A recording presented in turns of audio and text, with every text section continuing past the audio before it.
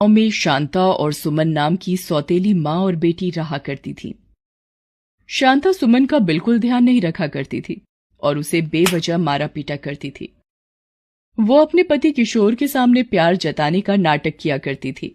ले बेटी, कुछ खा ले, दिन पर दिन कमजोर होती जा रही है। शांता, तुम सुमन का कितना ध्यान रखती हो? सुमन अपने पापा को ये सच्चाई नहीं बताती थी और चुपचाप सारे दर्द सहती थी। ऐसे ही कुछ महीने बीते। शांता पेट सी थी। ये बात बहुत खुश होकर वो अपने पति किशोर को बताती है। सुनिए जी, मैं माँ बनने वाली हूँ। सच में? मैं बहुत खुश हूं। तुमने मुझे बहुत बड़ी खुशी दी है। सुमन को पता चलेगा तो वो कितनी खुश होगी। किशोर भी सोचकर खुश होता है। शांता मन ही मन सोचती है, ये अच्छा मौका है इस लड़की को घर से निकालने का। इसने मेरी नाक में दम कर रखा है। अब तो इसको निकलना ही पड़ेगा घर से, नहीं तो ये मेरे बच्चे का हिस्सा भी खा लेगी। तभी एक सुबह शांता चिल्लाती हुई भाग रही थी। बचाओ बचाओ, ये मुझे मार डालेगी। क्या हुआ? तुम चिल्लाती हुई भाग किस ले रही हो? सुमन के हाथों में छुरी है, वो मुझे मारना चाहती है और मेरी ओर ही आ रही है। किशोर सुमन के हाथों में छुरी देखकर कहता है, अरे अरे, तुम क्या कर रही हो? छुरी से अपनी माँ को मारोगी क्या?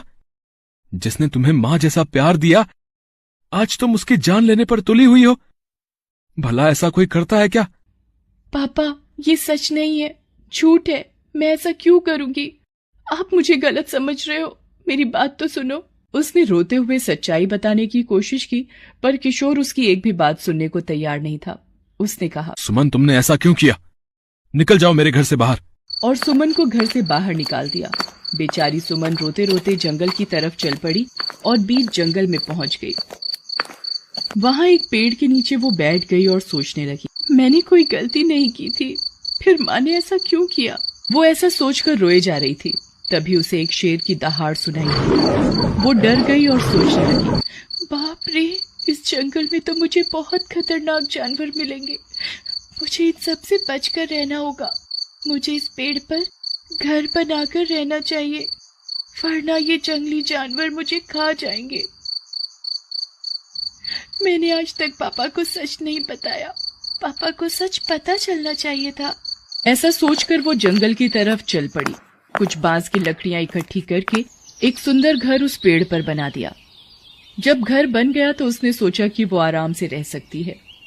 जंगल में सेब फल लाकर खा लेती और पास की नदी में नहा लेती थी।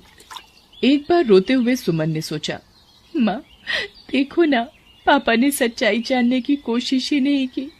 भला मैं झूठ क्यों बोलती? सौतेली